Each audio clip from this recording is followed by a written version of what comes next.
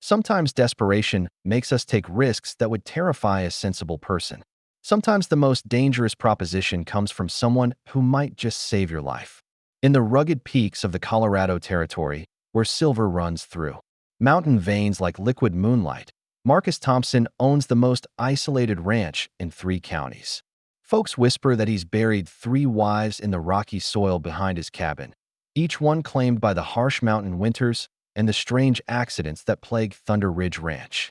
When schoolteacher Elena Rodriguez arrives at his door with nowhere else to turn, Marcus makes her an offer that chills her blood. "I need a wife who'll fight beside me," he says, his steel-gray eyes holding secrets darker than the mountain shadows. "Still think you're brave enough for that kind of marriage?" Elena has lost everything to drought and debt, and her injured brother needs medical care she can't afford. The mountain man's proposal might be her only salvation. But what happens when a woman who thought she was desperate for security discovers she's actually hungry for a battle worth fighting? Before we jump back in, tell us where you're tuning in from. And if this story touches you, make sure you're subscribed because tomorrow, I've saved something extra special for you. The autumn wind carried the scent of snow and danger as Elena Rodriguez clutched her worn shawl against the Colorado mountain chill. Thunder Ridge Ranch stretched before her like a fortress carved from granite and defiance, its log buildings huddled against the slope as if bracing for perpetual war. Behind her, the trail wound down through stands of aspen and pine toward Pine Haven, the mining town where she'd heard whispers about the mountain man who lived like a hermit among the peaks. Those same whispers had told her that Marcus Thompson was her last hope for earning the money needed to save her brother's leg. Marcus emerged from the ranch house as her hired wagon creaked to a stop and Elena's breath caught in her throat. At well over 6 feet, he moved with the fluid grace of a predator, his dark hair touched with premature silver that caught the late afternoon light. His face bore the kind of weathered lines that spoke of harsh winters and harsher choices. But it was his eyes that held her attention, steel gray and absolutely uncompromising.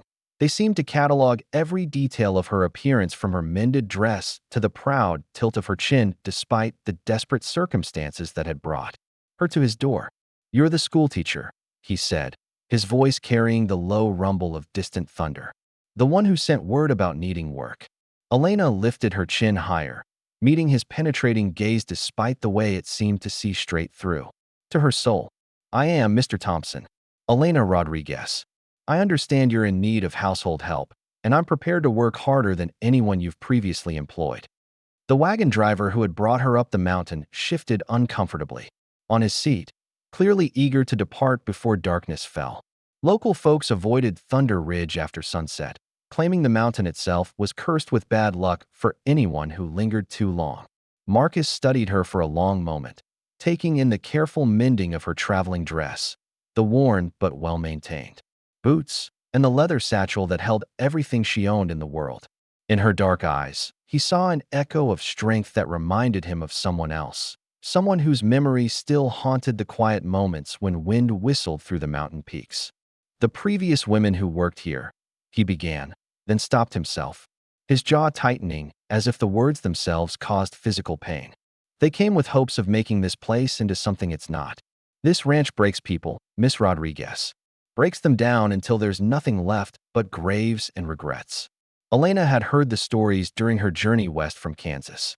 Margaret O'Brien, found frozen to death in a snowstorm barely 50 yards from the cabin door. Catherine Mills, discovered at the bottom of a mine shaft with her neck twisted at an impossible angle. And most recently, Sarah Bennett, who had simply vanished one spring morning, leaving behind only her blood-stained apron caught on a fence post near Timber Falls. "What exactly happened to them?"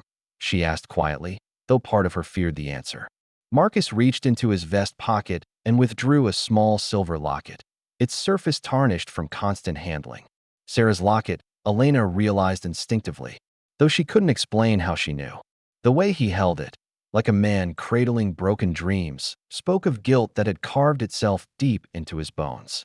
"Accidents," he said finally, though the words sounded hollow even to his own ears. "At least that's what Sheriff Hayes declared them. This land, it's not kind to women. Hell, it's not kind to anyone, but women seem to bear the worst of its cruelty." He tucked the locket away, but not before Elena glimpsed the initials engraved on its surface. The work here is harder than anything you've known in a schoolhouse, Miss Rodriguez. Dawn to dusk, 7 days a week. Cooking, cleaning, tending the animals when needed. The winters will freeze the breath in your lungs, and the summers will bake the life right out of you. The nearest neighbor is more than a day's ride south, and they won't come calling. The folks in Pine Haven have their opinions about this place, about me. You'll find no welcome there. As if summoned by their conversation, an elderly Mexican woman emerged from the shadows of the cabin's covered porch. Preparing and narrating this story took us a lot of time, so if you are enjoying it, subscribe to our channel. It means a lot to us. Now back to the story. Rosa Martinez had kept house at Thunder Ridge for nearly 2 decades, arriving shortly after Marcus had claimed the land with his military pension and a heart full of war-torn ghosts. Her weathered hands worked constantly at the wooden rosary, beads that hung from her belt, and her dark eyes held the wisdom of someone who had witnessed both miracles and tragedies in equal measure. "Patron," Rosa said with a respectful nod toward Marcus, then turned to Elena with a gentler expression. "Señorita, you should understand this man has a good heart, but this place—" She crossed herself quickly. "This place hungers for things that should not be taken. It has appetites that grow stronger with each passing season." "Rosa," Marcus's voice carried a warning edge, but the older woman continued speaking with the fearless honesty of someone who had earned the right to speak. "Uncomfortable truths. The land calls to those who do not belong, draws them into dangerous places where accidents happen to good people. You are young, strong, but strength alone may not be enough." Elena looked between the two, seeing the weight of shared grief, an unspoken understanding that passed between them. Whatever had happened to those 3 women, both Marcus and Rosa carried the burden of it like stones in their hearts. "I have a brother," Elena said suddenly, surprised by her own words. "Samuel. He's 15 and was injured in a farming accident back in Kansas. The doctor says his leg will never heal properly without surgery, the kind that costs more money than I've ever seen." She pulled a small daguerreotype from her coat pocket, its edges worn soft from handling. The image showed a thin boy with Elena's same determined jaw and bright eyes, though his face bore the pallor of chronic pain. "He's staying with Father Santos at the church in Pine Haven, but they can't keep him indefinitely. They have their own struggles to manage." Her voice caught slightly. "Mr. Thompson, I know you're trying to warn me away, and I appreciate the kindness behind it. But Sam is all I have left in this world, and I'll face whatever dangers this mountain holds if it means saving his future." Marcus stared at the photograph for a long moment, seeing in the boy's face an echo of his own younger brother, the one who had died at Gettysburg while Marcus was fighting his way through hell at Antietam. The boy who would never grow up to see the vast beauty of these mountains, never understand that sometimes a man could find peace even after witnessing the worst horrors imaginable. $25 a month, he said finally, plus room and board. You'll have the small bedroom that faces east toward the sunrise. Rosa will show you the routines. We rise at 4:30, breakfast at 5. The work starts before dawn and doesn't stop until the sun disappears behind Eagle's Nest Peak. He paused, studying her face in the growing twilight. Despite her obvious exhaustion and the desperate circumstances that had driven her to his door, there was something unbreakable in her dark eyes, something that reminded him of the women in his family. His mother, who had held their farm together while his father fought in the Mexican War, and his sister, who had nursed wounded soldiers until typhus claimed her life. "There are rules, Miss Rodriguez, and they're not suggestions. You don't venture outside after sunset, not for any reason. You don't ride alone beyond the boundary markers that Rosa will show you. And if anything unusual happens, anything at all that makes your skin crawl or your instincts scream danger, you find me immediately. Day or night, it doesn't matter." Rosa nodded approvingly at these instructions, her fingers working faster along her rosary beads. "Do you understand, señorita? This is not merely employment advice. This is the difference between living to see another sunrise and becoming another story that frightens travelers away from Thunder Ridge." Elena felt a chill that had nothing to do with the mountain air, but she nodded firmly. "I understand, Mr. Thompson, and I accept your terms." As she spoke, a red-tailed hawk circled overhead, its cry echoing off the granite cliffs that surrounded the ranch like ancient guardians. In the distance, storm clouds gathered around the highest peaks, promising rain before morning. The wind carried scents of pine and granite, but underneath those familiar mountain smells lurked something else, something metallic and sharp that made the hair on Elena's neck rise like a cat sensing danger. Marcus noticed her reaction and felt his own unease deepen. 3 women had stood on this same porch, had looked out at the same magnificent and unforgiving landscape, had made similar bargains with fate and circumstance. All 3 had been intelligent, determined, and brave in their own ways. All 3 were buried in the small cemetery behind the cabin, their wooden crosses already weathered gray by mountain storms. "Rosa will help you settle in," he said, turning away before Elena could see the conflict written across his weathered features. "I'll be working the north pasture tomorrow if you need anything urgent." As he walked away, his boots striking the wooden porch with measured steps, Elena caught sight of something that made her breath catch. Pinned to the inside of his vest, barely visible when he moved, was a small piece of paper covered in careful handwriting. She couldn't make out the words, but somehow she knew it contained the same warning he had given to Margaret, Catherine, and Sarah, the same warning that hadn't saved any of them from whatever fate awaited women at Thunder Ridge Ranch. Rosa approached her with a gentle smile, but her eyes remained troubled despite her welcoming demeanor. "Come, señorita, let me show you your room, and then we will discuss the work that needs doing. But first," she pressed her rosary beads into Elena's hands, the smooth wood warm from constant handling. "You keep these close. Some protections work better when they are shared between women who understand the value of faith." As Elena closed her fingers around the rosary, she felt the weight of more than just carved wood and string. She felt the weight of hope that she could be different, that she could survive what the others couldn't, that she could earn the money needed to save her brother's future and maybe, just maybe, help heal whatever darkness had settled over this beautiful but cursed place. The hawk cried again overhead, and in the distance thunder began to rumble through the peaks. Weather was coming, but Elena sensed that the approaching storm would bring more than just rain to Thunder Ridge Ranch. Marcus stood at his bedroom window long after the women had gone inside, watching shadows lengthen across the ranch yard as darkness claimed the mountain. Somewhere in that gathering gloom, he knew, eyes were watching. They had been watching for months, waiting for him to make the mistakes that would give them the excuse they needed to take what they wanted. Elena's arrival would complicate their plans, but it would also provide them with new leverage, a fresh vulnerability they could exploit when the time came to make their final move. He pulled the crumpled note from his vest pocket and read the familiar words once more. "Thompson, you have 1 week to reconsider our generous offer. The accidents that happen to stubborn men and their employees can be quite tragic, especially when those employees are young women with sick relatives who depend on them." The message was unsigned, but Marcus knew exactly who had sent it. The same people who had made similar offers to every other rancher in the valley, the ones who understood that isolated mountain properties were easier to claim when their owners were dead or too frightened to resist. But this time would be different. Elena Rodriguez wasn't just another desperate woman seeking employment. She was a fighter, someone with steel in her spine and fire in her heart. If anyone could survive what was coming to Thunder Ridge Ranch, help him stand against the forces that wanted him gone, it would be her. The question was whether he had the right to ask that of someone who had already lost so much, whether love and loyalty were worth the price that might be demanded of them. Both. As he prepared for sleep, Marcus made a silent promise to the memory of the women who had died under his protection. This time, he wouldn't just stand by and watch evil triumph.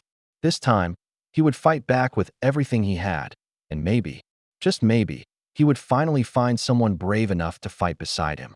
Part 2. Desperate circumstances. The morning sun cast harsh shadows across Elena's weathered hands as she stood in the doorway of the abandoned schoolhouse in Pine Haven, looking back at the life she was leaving behind.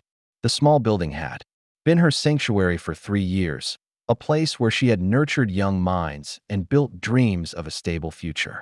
Now it stood empty, another casualty of the silver boom that had drawn families away from farming and education toward the promise of quick riches in the mountain mines. Her teaching position had ended abruptly when the town council decided they could no longer afford to pay a schoolmarm's salary. The mining companies needed every available worker, they said, and children could learn their letters after the silver played out.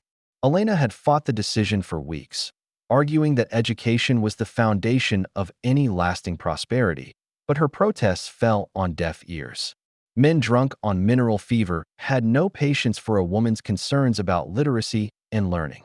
The drought that had devastated Kansas seemed to follow her west, withering the small vegetable garden she had cultivated behind her boarding house room and making fresh food prohibitively expensive.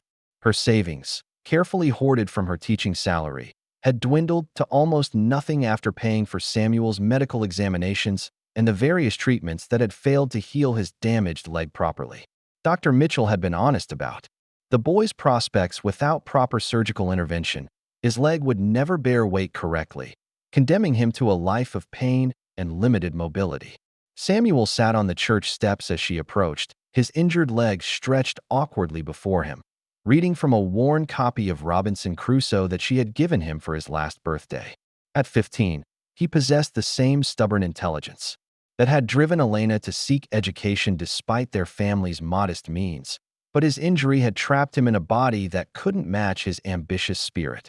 The farming accident that had crushed his leg beneath a fallen beam had also crushed their father's will to continue working land that seemed cursed with perpetual hardship. "Elena," Samuel said, looking up from his book with eyes that held too much understanding for someone so young. "Father Santos says you've found employment up at Thunder Ridge. That's the place where women have been dying, isn't it?" His voice carried no accusation, only the weary acceptance of someone who had learned that desperate times demanded desperate choices. Elena sat beside him on the stone steps, gathering her courage to explain what she couldn't fully understand herself. "The work pays well enough to cover your surgery and recovery," she said simply. "Dr. Mitchell has agreed to perform the operation if we can raise the funds, and he believes you'll walk normally again afterward. That's worth any risk I might face." Samuel closed his book carefully, marking his place with a dried wildflower that Elena had pressed between the pages months earlier. "You could find other work, safer work. Mrs. Henderson offered you a position in her boarding house kitchen." Elena thought of the boarding house position, 12 hours a day of cooking and cleaning for minors who treated women like furniture, all for wages that wouldn't cover Samuel's medical expenses in 5 years of labor. Mrs. Henderson was kind enough, but her establishment catered to rough men with rough habits, and Elena had witnessed enough casual violence there to know it offered only the illusion of safety. "The Henderson position pays $3 a week, Sam. Mr. Thompson is offering $25 a month, plus room and board. In 6 months, I'll have enough for your surgery and our passage to somewhere with better opportunities." Father Santos emerged from the church, his brown robes rustling in the morning breeze, his kind face creased with concern for the young woman who had become like a daughter to him. Gabriel Santos had ministered to Pine Haven's spiritual needs for 12 years, watching boom and bust cycles claim families and dreams with equal indifference. He had buried too many people who had died pursuing mountain silver, and he recognized the particular desperation that drove good people toward dangerous choices. "Señorita Rodriguez," he said gently, "I have spoken with Rosa Martinez about the Thunder Ridge Ranch. She is a woman of great faith and wisdom, but even she admits that place carries darkness that prayer alone cannot dispel. Perhaps there are other ways to help your brother, ways that do not require you to risk your life among those haunted peaks." Elena appreciated his concern, but she had exhausted every alternative during her sleepless nights of planning and calculation. "Father, I've considered every option available to us. The mining companies won't hire women for anything but laundry and cooking, positions that barely cover basic living expenses. The other ranches in the valley have their own troubles and can't afford additional help. Mr. Thompson's offer is the only one that provides real wages, enough to change Samuel's future permanently." She looked at her brother, seeing in his thin face the echo of their father's features, the same stubborn jaw that had driven their family to attempt farming in Kansas despite every obstacle. Samuel reached for her hand, his grip strong despite his physical limitations. "If you're determined to do this, then you should know I support your decision. But promise me you'll be careful, that you won't take unnecessary risks just to earn money faster. I'd rather live with this injury than lose the only family I have left." His words carried the weight of genuine love and the terrible wisdom that came from watching their parents work themselves to death pursuing dreams that remained forever out of reach. Father Santos blessed them both before Elena departed, pressing a small wooden cross into her hands and whispering prayers in Spanish that she didn't understand but found comforting nonetheless. The wagon ride to Thunder Ridge took most of the day, winding through mountain passes where autumn aspens blazed gold against granite cliffs, and the air grew thinner with each mile of elevation. The driver, an old prospector named Pete Morrison, regaled her with stories of the early silver strikes that had transformed Pine Haven from a sleepy farming community into a bustling mining camp. Of course, that was before the accidents started happening, Pete said as they navigated a particularly treacherous switchback. Folks used to think Thunder Ridge was just another mountain ranch, maybe a bit isolated, but nothing supernatural about it. Then Marcus Thompson's women started dying, and people began to wonder if the mountain itself had developed a taste for female blood. Elena listened to his stories with growing unease, but she had committed to this path and wouldn't turn back merely because of local superstitions. The Thompson Ranch appeared suddenly as they crested a ridge, its buildings scattered across a natural meadow like pieces of a puzzle that didn't quite fit together. The main cabin was larger than Elena had expected, built from massive logs that spoke of permanence and careful craftsmanship. Outbuildings included a substantial barn, a smokehouse, and what appeared to be a workshop where Marcus could repair equipment and craft the tools necessary for mountain living. Everything about the place suggested a man who intended to stay, who had invested significant time and resources in creating a sustainable operation. But it was the small cemetery visible on a rise behind the cabin that made Elena's breath catch. 3 wooden crosses stood in neat rows, their surfaces already weathered gray by mountain storms. Fresh wildflowers lay at the base of each marker, suggesting that someone still mourned the women buried there. The sight sent a chill through Elena that had nothing to do with the mountain air, a premonition that she might be looking at her own future resting place. Pete Morrison unloaded her single trunk and 2 carpet bags with unusual haste, clearly eager to begin his return journey before darkness fell. "You sure about this, miss?" he asked one final time, his weathered face creased with genuine concern. "It ain't too late to change your mind. Come back to town where there's people around to help if trouble starts." Elena appreciated his offer, but she had made her choice with full knowledge of the risks involved. "I'm sure, Mr. Morrison, but I thank you for your concern and your safe passage up the mountain."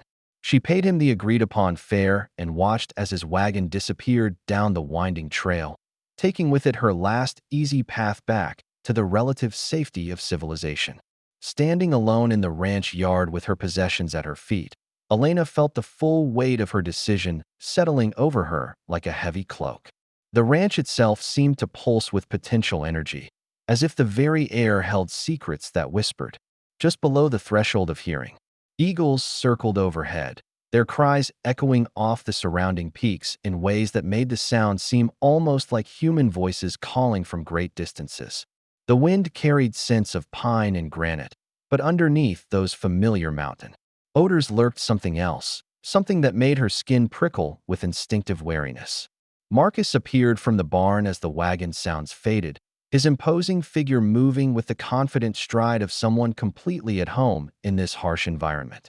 In daylight, Elena could see more clearly the signs of hard living etched into his face, the small scars that spoke of encounters with wild animals or violent men, the calloused hands that had known both weapon and tool.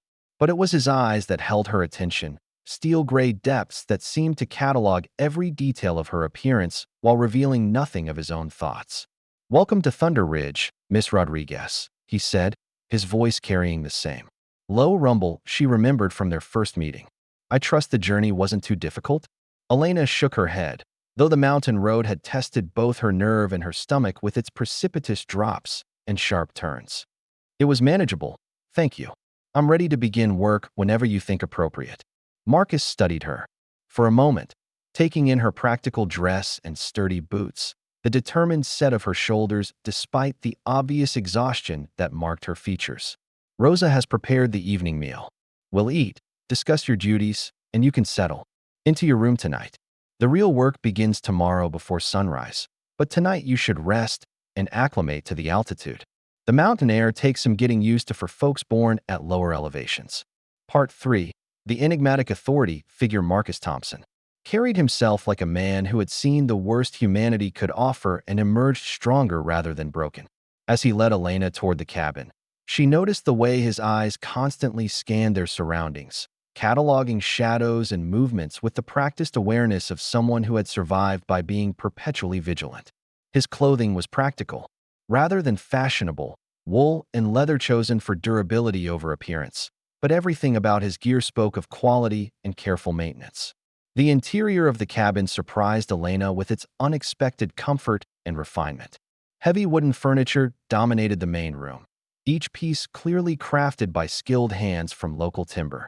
A massive stone fireplace occupied one wall, its mantel decorated with simple wooden carvings that depicted mountain wildlife and forest scenes.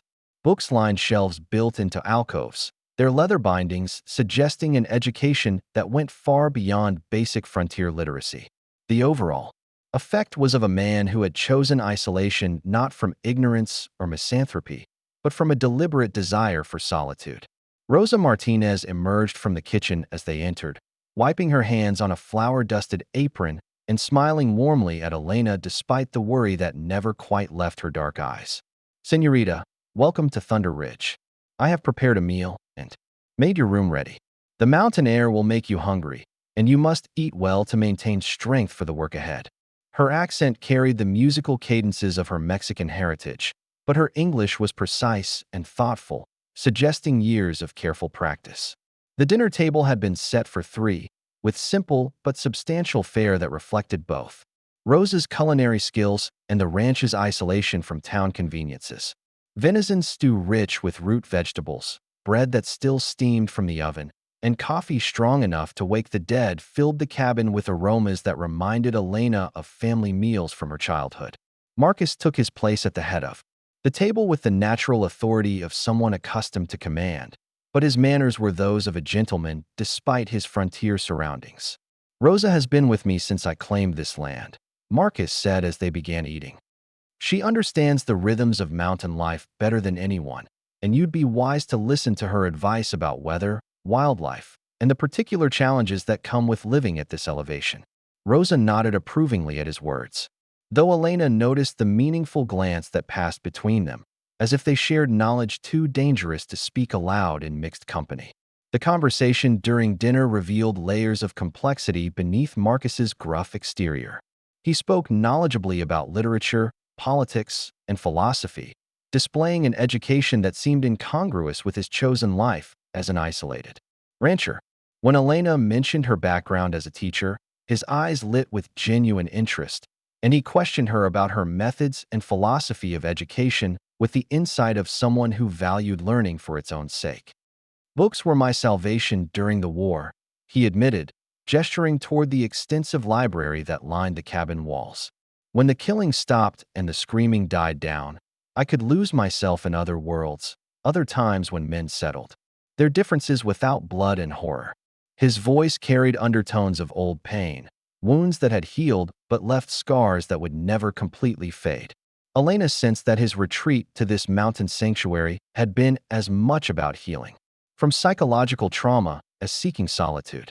Rosa served dessert in the form of apple pie made from fruit preserved from the ranch's small orchard, and the conversation turned to practical matters of daily routine and seasonal preparations. Marcus outlined Elena's responsibilities with the thoroughness of a military commander briefing a subordinate, covering everything from meal preparation to animal care to the maintenance of equipment necessary for mountain survival. The scope of work was daunting, but Elena had expected nothing less from a position that offered such substantial compensation. "The ranch operates on military time," Marcus explained, his tone becoming more formal as he discussed business matters. "We rise at 0430, breakfast at 0500, and work begins with first light. Winter preparations must be completed before the first heavy snow, usually sometime in October, which gives us perhaps 6 weeks to stockpile firewood, preserve food, and secure the buildings against storms that can trap us here for weeks at a time."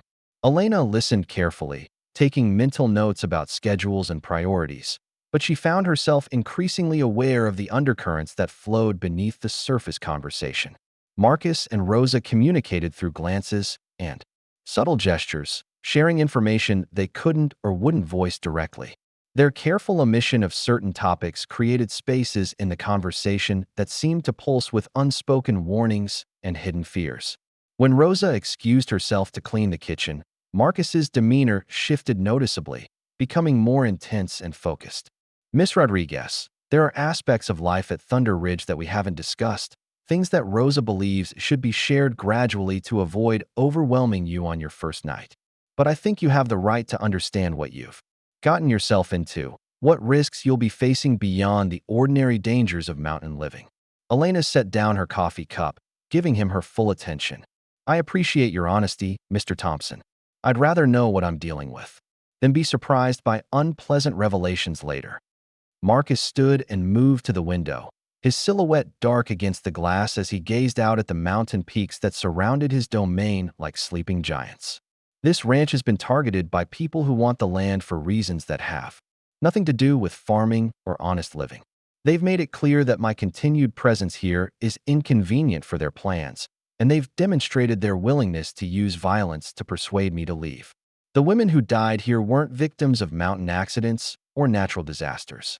They were murdered by people who thought that targeting my employees would force me to abandon my claim and seek safer ground elsewhere." The revelation hit Elena like cold mountain air, stealing her breath and making her hands tremble slightly as she absorbed the implications. "You're telling me that I'm not just a housekeeper, but a potential target for murderers who want to drive you away from your own property?" Marcus turned from the window, his gray eyes holding steady contact with hers as he delivered the full truth she had requested. "That's exactly what I'm telling you.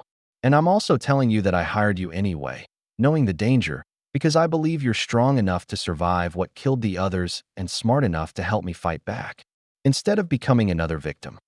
His honesty was brutal but somehow reassuring, confirming her instinct that this man could be trusted to tell her the truth even when it was painful or frightening. Elena stood and moved to join him at the window, looking out at the moonlit landscape. That would be her home for the foreseeable future. Who are these people, and what do they want with Thunder Ridge? Marcus pointed toward the distant peaks where starlight reflected off exposed granite faces and deep snow fields that never completely melted even in summer's heat. Silver deposits run through these mountains like veins in a human body, and the water rights to Copper Creek control irrigation for half the valley below. Someone with enough capital and political connections could make a fortune developing these resources, but only if they can consolidate ownership of the key properties. I'm the last holdout, the final obstacle preventing them from controlling everything from here to Pine Haven. His explanation made sense from a business perspective, but Elena sensed there were personal elements to the conflict that he hadn't yet revealed. The sound of Rosa returning from her kitchen duties interrupted their conversation, but not before Marcus made one final statement that would haunt her Elena's dreams for weeks to come. "I need a wife who'll fight beside me, not just a housekeeper. Who'll cower in the cabin when trouble comes calling. If you're not prepared for that kind of partnership, you should leave tomorrow morning while you still can." Part 4. The pattern of tragedy. The morning brought Elena her first glimpse of the methodical violence that had claimed the lives of her predecessors. While exploring the ranch buildings under Rosa's guidance, she discovered small details that spoke of systematic intimidation and carefully orchestrated fear. Bullet holes in the barn siding, too precisely placed to be accidental. Fence posts that had been cut rather than broken by weather or animals. Tool marks on the cabin's foundation. Stones that suggested someone had attempted to undermine the building's structural integrity. Rosa showed her these signs with the grim efficiency of someone conducting a funeral tour, pointing out evidence of malice while maintaining the matter-of-fact tone she might use to discuss weather patterns or seasonal chores. Margaret O'Brien. "She noticed these things too," Rosa said, running her weathered fingers over deep scratches in the barn door. "She was intelligent, observant, like you. She began to understand that the accidents happening to her were not accidents at all." The story of Margaret's death emerged in fragments throughout the morning as Rosa shared memories triggered by familiar locations around the ranch. Margaret had been a widow from Denver, Seeking employment after her husband's death in a mining accident left her without resources or family support. She had arrived at Thunder Ridge during the previous autumn, determined to earn enough money to start fresh in California, where she had distant relatives willing to provide temporary shelter. She was strong, that one, Rosa recalled as they examined the water pump that had been sabotaged repeatedly during Margaret's tenure. Not easily frightened, not quick to believe in ghosts or curses. When strange things began happening, she investigated instead of running. She found evidence that someone was deliberately damaging equipment, contaminating water sources, creating the appearance of supernatural malevolence to cover human wickedness. Margaret's methodical documentation of the harassment had impressed. Even Marcus, who had grown accustomed to employees who accepted his warnings about mountain dangers without questioning their ultimate source. She had cataloged each incident, noting patterns and timing that suggested coordination among multiple perpetrators. Her journal, which Rosa had hidden after Margaret's death, contained detailed observations that would have provided valuable evidence if local law enforcement could be trusted to investigate honestly. The circumstances of Margaret's death remained mysteriously vague despite Sheriff Hayes's official ruling of accidental drowning. According to the sheriff's report, Margaret had slipped on wet rocks while crossing Copper Creek during a flash flood, striking her head and falling into water that swept her body downstream toward the valley below. But Rosa's account revealed inconsistencies that suggested a far more sinister explanation for the tragedy. The creek was not flooding that day, Rosa said firmly as they stood beside the stone bridge where Margaret's body had supposedly been found. I have lived on this mountain for 20 years, and I know the moods of every stream and spring. There had been no rain for a week before her death, no snowmelt from the high country. The water was low and clear, too shallow to drown a child, much less a grown woman who knew how to swim. Furthermore, Rosa had discovered Margaret's body herself, not in the creek as officially reported, but hidden in dense brush nearly a quarter-mile from any water source. The condition of the corpse suggested she had been killed elsewhere and transported to the discovery site, with injuries that were inconsistent with drowning but entirely consistent with deliberate violence. When Rosa reported these discrepancies to Sheriff Hayes, he dismissed her observations as the confused rambling of a grief-stricken woman who couldn't accept the reality of accidental death. Catherine Mills had died under equally suspicious circumstances. 6 months before Margaret's arrival, her supposed fall into an abandoned mine shaft occurring despite her well-documented fear of underground spaces stemming from a childhood trauma.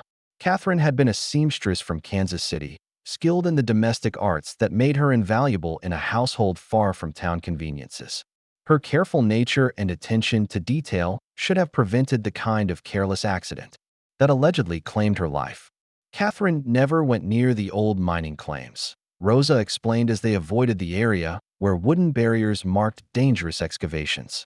She would walk miles out of her way to avoid passing close to any hole in the ground, even the root cellars and storm shelters. The idea that she would voluntarily approach an abandoned mine shaft, much less fall into one, it is impossible for anyone who knew her character. Yet Sheriff Hayes had ruled Catherine's death accidental after a perfunctory investigation that lasted less than a day. The official report claimed she had been collecting herbs for medicinal purposes when she lost her footing on unstable ground. But Rosa knew that Catherine relied entirely on purchased remedies from Dr. Mitchell's pharmacy. She had no knowledge of plant medicine and no reason to venture into the dangerous terrain where mining operations had left the landscape scarred with hidden pitfalls. Sarah Bennett's disappearance had been the most disturbing of the 3 tragedies, partly because her body was never recovered and partly because the circumstances suggested premeditation rather than opportunistic violence. Sarah had been the youngest of Marcus's employees, barely 20 years old when she vanished, with dreams of earning enough money to attend teachers' college in Denver. Her cheerful personality and optimistic outlook had made her popular with everyone who knew her, including several young men in Pine Haven who had competed for her attention. She was preparing to leave Thunder Ridge, Rosa revealed as they examined the spot where Sarah's blood-stained apron had been discovered. Not because of fear or dissatisfaction with the work, but because she had saved enough money to pursue her education goals. She planned to give her notice the day after she disappeared, had already written letters to her family explaining her decision to return to school. The timing of Sarah's disappearance, just before she could escape the isolation that made her vulnerable, suggested that someone had been monitoring her plans and acted to prevent her departure. The bloodstains on her apron indicated violence, but the absence of her body meant that Sheriff Hayes could classify her as a missing person, rather than a murder victim, avoiding the kind of territorial investigation that multiple homicides might trigger. Elena absorbed these accounts with growing horror and determination, understanding that she was walking in the footsteps of women who had been targeted not for anything they had done, but simply for their association with Marcus Thompson and Thunder Ridge Ranch. The pattern of violence was clear enough to anyone willing to examine the evidence objectively, but the complicity of local law enforcement meant that justice would have to come from other sources. Why does Marcus continue to hire women if he knows they'll be targeted? Elena asked as they completed their tour of the ranch's grim history. Rosa's expression grew thoughtful, as if she were weighing how much truth Elena could handle on her second day at Thunder Ridge.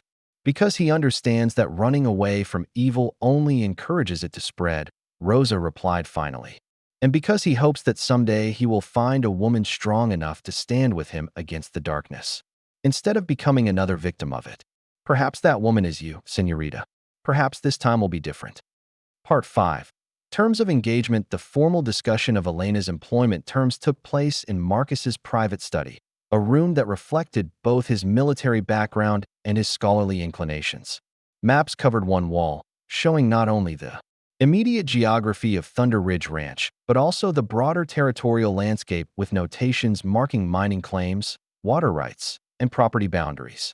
A gun cabinet occupied another wall, its glass front revealing an impressive collection of firearms maintained with the meticulous care of someone who understood that weapons might mean the difference between life and death. Marcus gestured for Elena to take a seat in one of two leather chairs positioned before his massive oak desk, a piece of furniture that had clearly been crafted by skilled hands from local timber.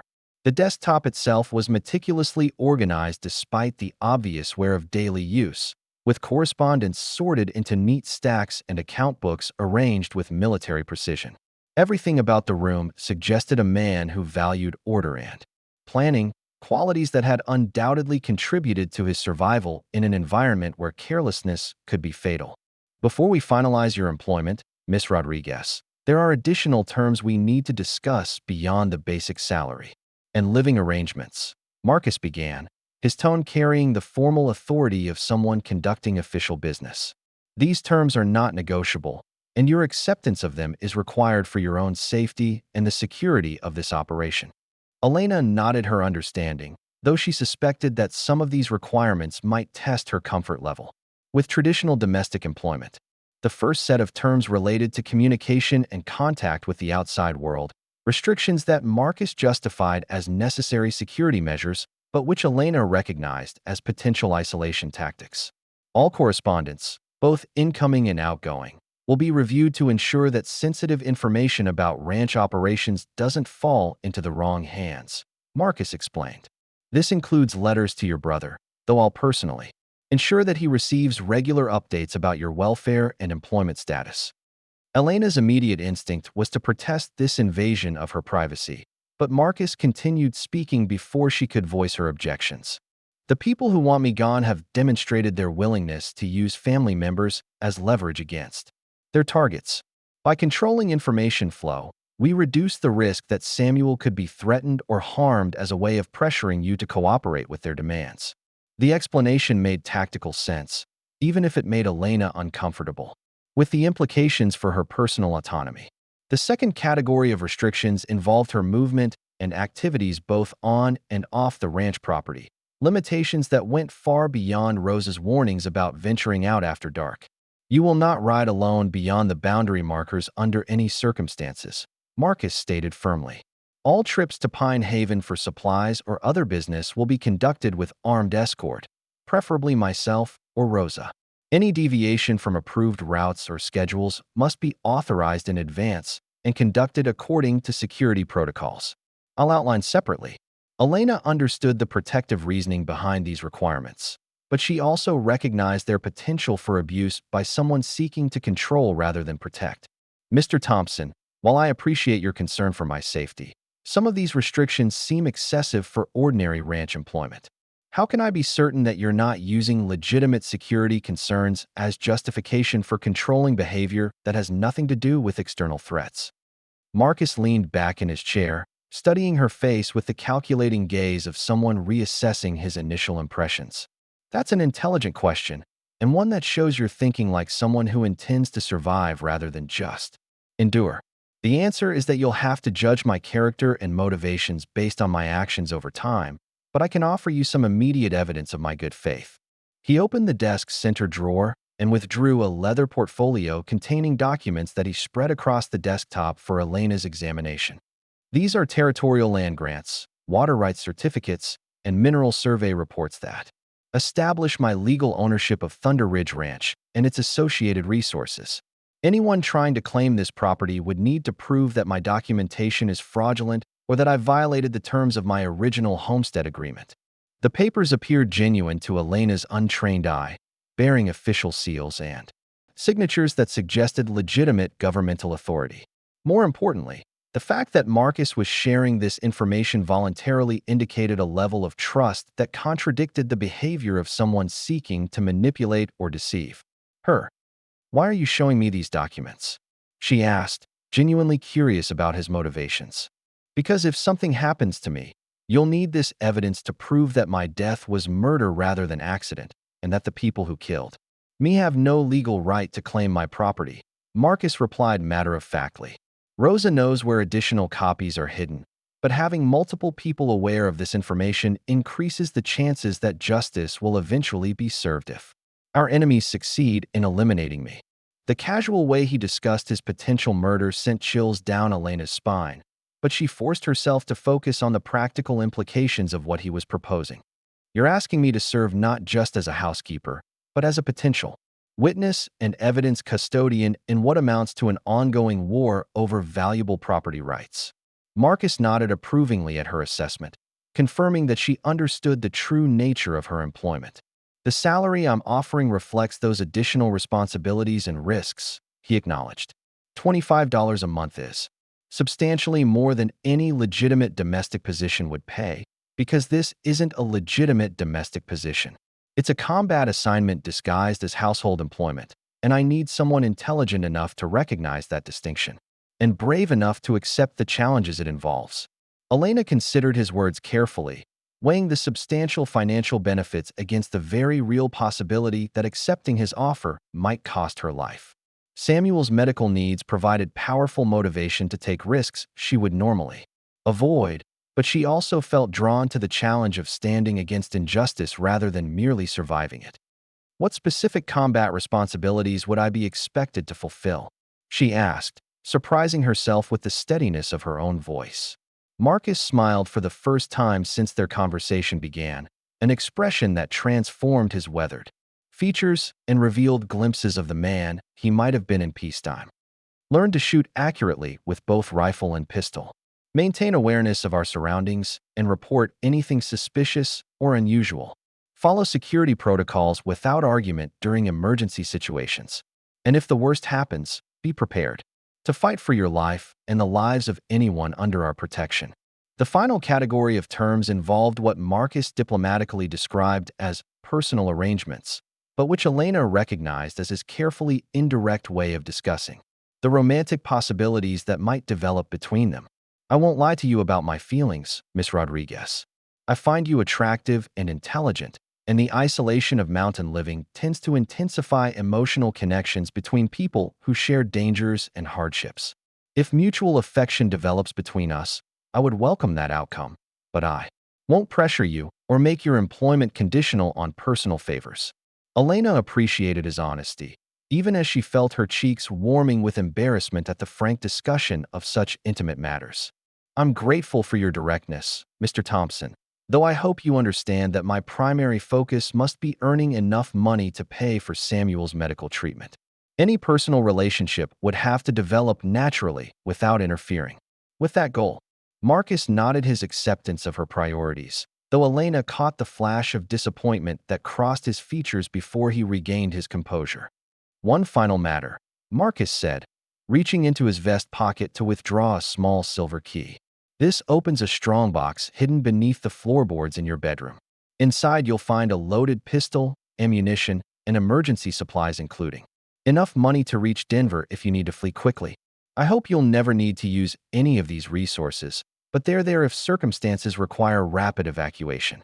Elena accepted the key with hands that trembled slightly, understanding that its weight represented far more than mere metal.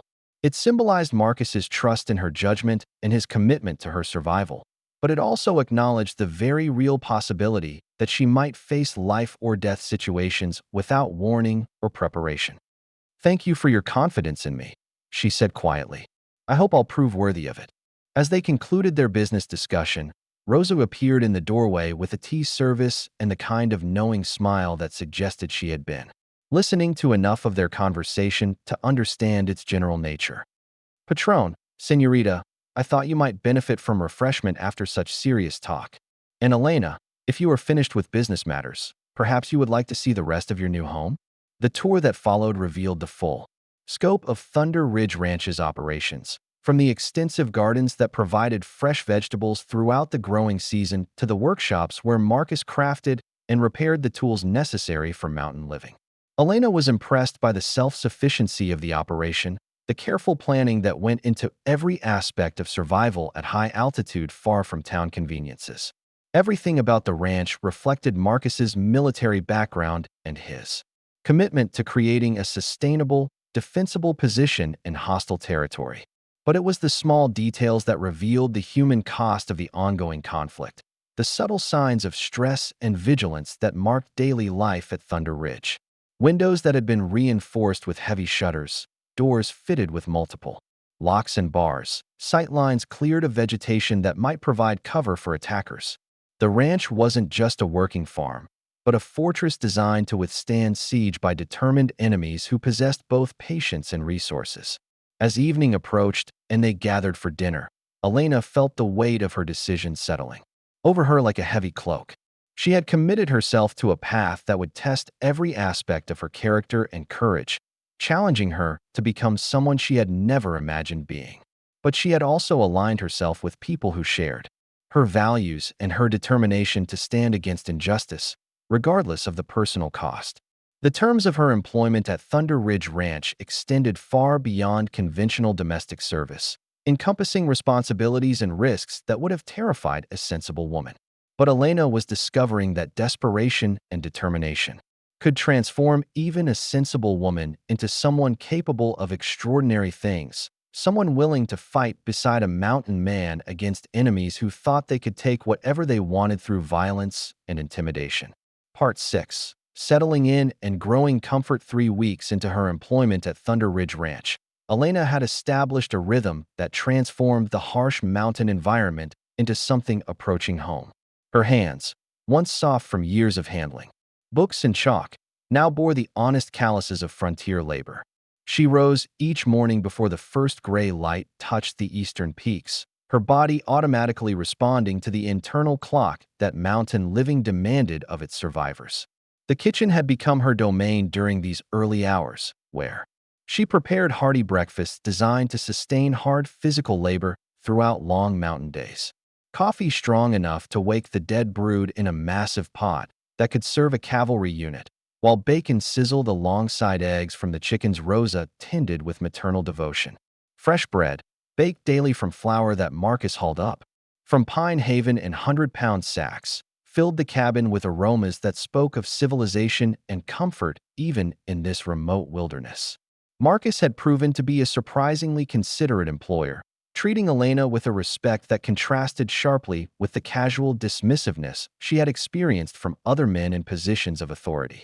He never entered the kitchen while she worked unless invited, respected her need for privacy during her morning preparations, and consistently expressed genuine appreciation for her efforts to maintain the domestic routines that made harsh mountain living bearable. His military background showed in his punctuality and organization, but not in any tendency toward harsh discipline or unreasonable demands. The ranch itself had begun to feel less forbidding as Elena learned to navigate its routines and understand its seasonal rhythms. The massive barn housed not only livestock, but also workshops where Marcus crafted everything from horseshoes to furniture, demonstrating skills that spoke of years spent in places where self-sufficiency meant the difference between comfort and hardship. She discovered that he was an accomplished carpenter, blacksmith, and leather worker, capable of producing virtually anything the ranch needed from raw materials and salvaged components. Rosa had become both mentor and friend during these settling in weeks, sharing knowledge accumulated through 2 decades of mountain living while treating Elena as an equal rather than a subordinate. The older woman's stories revealed a rich history that included revolution in Mexico, immigration to American territory, and the gradual accumulation of wisdom that came from surviving numerous hardships through determination and faith. Her presence provided a bridge between Elena's educated background and the practical skills required for frontier survival. The daily routines had evolved naturally rather than being imposed through rigid scheduling, with each person contributing according to their strengths and availability. Elena handled most cooking and indoor cleaning, though Rosa insisted on maintaining responsibility for the more complex aspects of food preservation and seasonal preparations. Marcus managed the heavy outdoor work, including livestock care, equipment maintenance, and the endless tasks required to keep a mountain ranch functioning through changing weather and challenging conditions. Evenings had become Elena's favorite time, when the day's work was finished and the three of them gathered around the main room's massive fireplace to share meals and conversation. Marcus revealed himself to be an engaging storyteller with a dry sense of humor that emerged once he relaxed his constantly vigilant demeanor. He spoke knowledgeably about literature, politics, and philosophy, displaying an education that encompassed classical texts as well as contemporary developments in science and technology. These conversations often extended late into the evening, with discussions ranging from practical matters like crop rotation and livestock breeding to more abstract topics like the nature of justice and the responsibilities of citizenship in a democratic society. Elena found herself looking forward to these intellectual exchanges almost as much as she appreciated the financial security her employment provided. The isolation that made Thunder Ridge Ranch dangerous also created opportunities for the kind of meaningful dialogue that was rare in more conventional social situations. Marcus's library had become one of Elena's greatest discoveries, a collection that rivaled anything she had encountered in formal educational institutions. Military histories shared shelf space with poetry, philosophy, and scientific treatises, while novels by authors from around the world provided entertainment during the long winter evenings that lay ahead.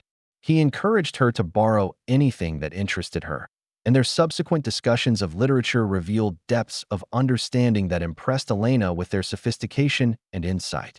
The physical work required by ranch life had proven less daunting than Elena initially feared, largely because Marcus and Rosa had structured her responsibilities to build gradually rather than overwhelming her with immediate demands.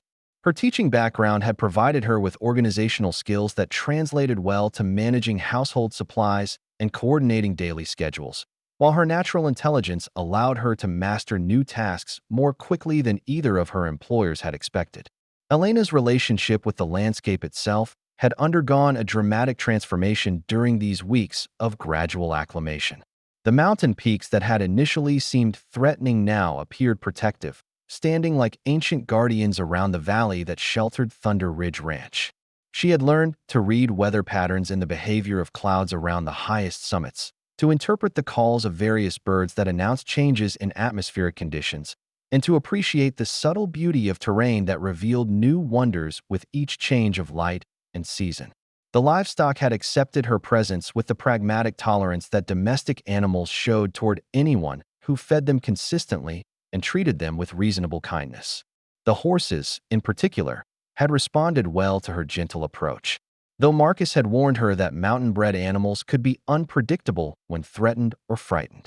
She had begun learning basic riding skills under Rosa's patient instruction, though she remained far from competent enough to venture beyond the immediate ranch boundaries without experienced guidance.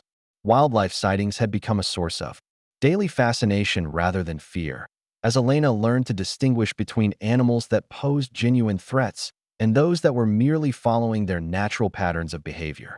Deer emerged from forest shadows each evening to graze in the meadows surrounding the ranch buildings, while hawks and eagles circled overhead during their endless searches for small prey. Even the occasional bear or mountain lion that appeared at the forest edge seemed more curious than aggressive, content to observe human activities from a respectful distance. The garden that Rosa tended with such devotion had become a source of both pride and practical benefit, providing fresh vegetables that supplemented the preserved foods and occasional game that formed the bulk of their diet. Elena had volunteered to help with weeding and harvesting, discovering that she possessed an unexpected affinity for plant cultivation that reminded her of her grandmother's flower gardens back in Kansas. The work was peaceful and meditative, providing a welcome contrast to the more strenuous aspects of ranch maintenance. Marcus had begun including Elena in planning discussions that went beyond immediate household concerns, seeking her input on everything from winter supply calculations to long-term improvements that might make the ranch more comfortable and efficient. Her suggestions about food storage and kitchen organization had proven valuable enough that he consulted her regularly about practical matters, treating her as a partner rather than merely an employee. This collaborative approach made Elena feel valued for her intelligence as well as her labor. The evenings when Marcus worked on his correspondence provided Elena with glimpses into the broader context of his life and responsibilities. He maintained contact with former military colleagues scattered across the frontier, exchanging information about political developments and economic opportunities that might affect territorial residents. His letters revealed a network of relationships that extended far beyond Thunder Ridge Ranch, suggesting resources and allies that might prove valuable if circumstances required outside assistance. Rosa's stories about the early days of Marcus's residence at Thunder Ridge had gradually filled in details about his background and motivations that helped Elena understand the man behind the careful reserve he maintained during business hours. His decision to claim this particular piece of territory had been influenced not only by its natural resources, but also by its strategic location and defensive advantages, suggesting that he had anticipated conflict even before it materialized in the form of systematic harassment and violence. The routine of daily life had created opportunities for casual physical contact that gradually increased Elena's comfort with Marcus's presence in ways that went beyond their employer-employee relationship. Sharing meals around the same table, working together on projects that required coordination, and discussing personal topics during their evening conversations had fostered a sense of intimacy that she found both appealing and slightly alarming given the temporary nature of her employment plans. Elena's correspondence with Samuel had been limited to carefully worded letters that conveyed general information about her welfare, without revealing specific details about the dangers she faced or the true nature of her work at Thunder Ridge Ranch. Marcus had kept his promise to review her outgoing mail, but his editorial suggestions focused on security concerns rather than content control, and he had never prevented her from communicating anything she considered important for her brother's peace of mind. The small silver key that Marcus had given her remained hidden in her dresser drawer, its presence a constant reminder of the emergency supplies concealed beneath her bedroom floorboards. She had examined the contents of the strongbox only once, discovering a well-maintained pistol, boxes of ammunition, and a leather pouch containing enough gold coins to purchase transportation to any major city in the territory. The fact that Marcus trusted her with such valuable resources spoke to his confidence in her character and judgment. Sleep had come more easily as Elena adjusted to the physical demands of ranch work and the altitude that had initially left her breathless after minimal exertion. The combination of clean mountain air, regular exercise, and satisfying labor produced the kind of deep, restful sleep that she had rarely experienced during her years of teaching in town environments.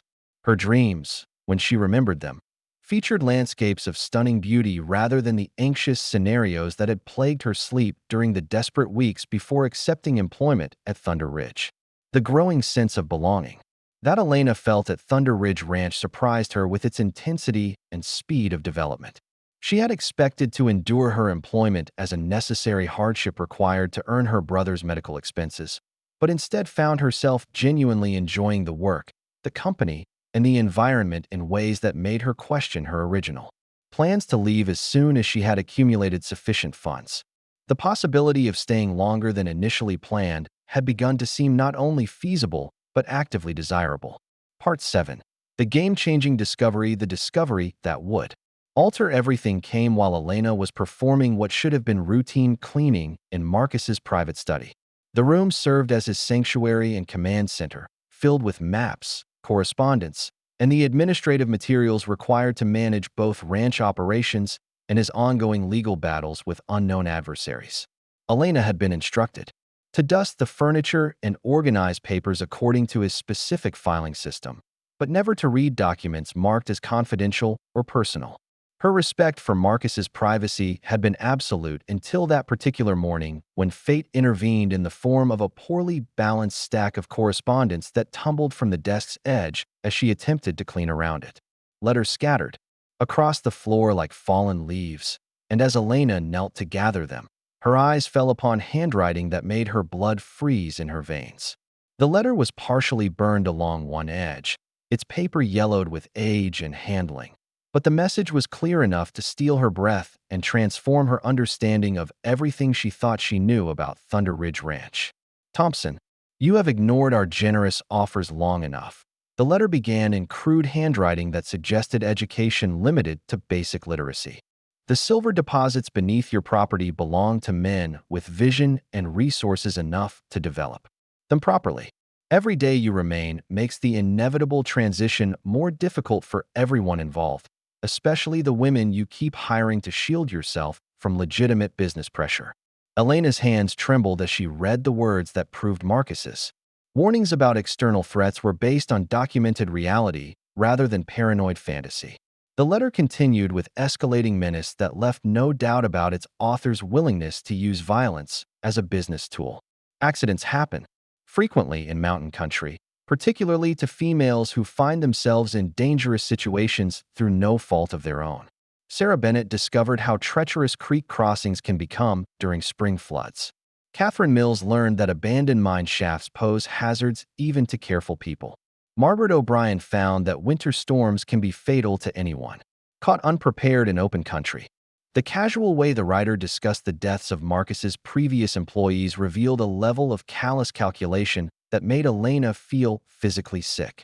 But it was the letter's conclusion that transformed Elena's fear into something harder and more focused.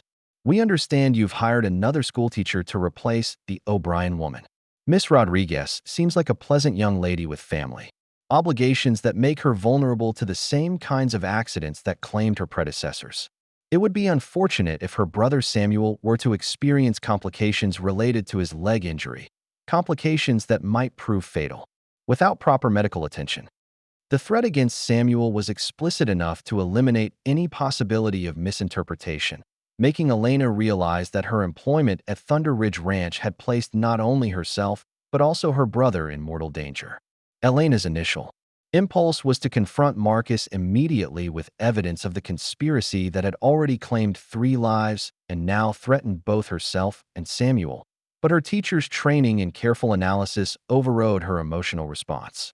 Instead, she continued gathering the scattered papers, discovering additional correspondence that revealed the scope and organization of the forces arrayed against Thunder Ridge Ranch.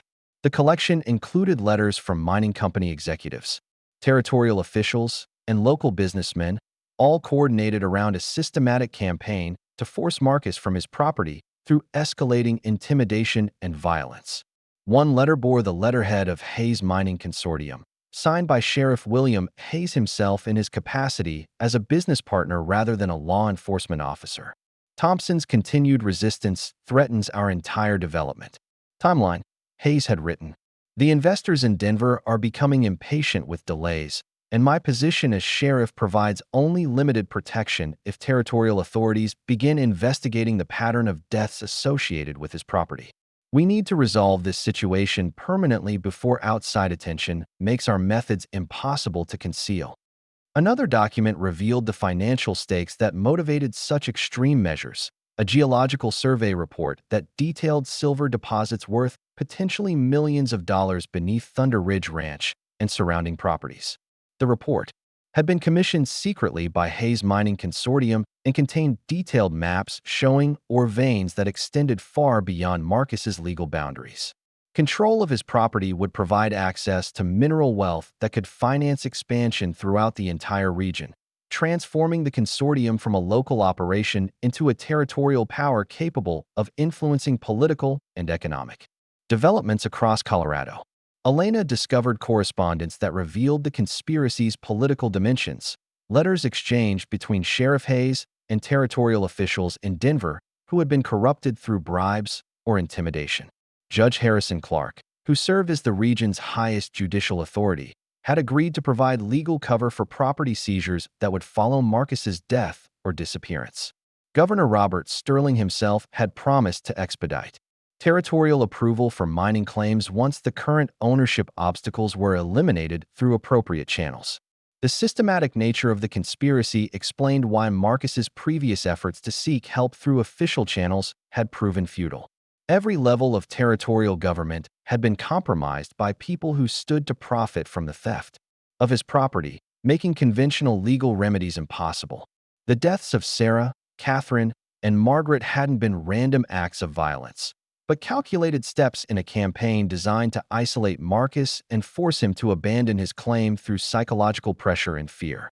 Elena found evidence that the conspiracy extended beyond Thunder Ridge Ranch to encompass other properties throughout the mountain region, with similar patterns of intimidation and violence used against anyone who refused to sell their land at below-market prices.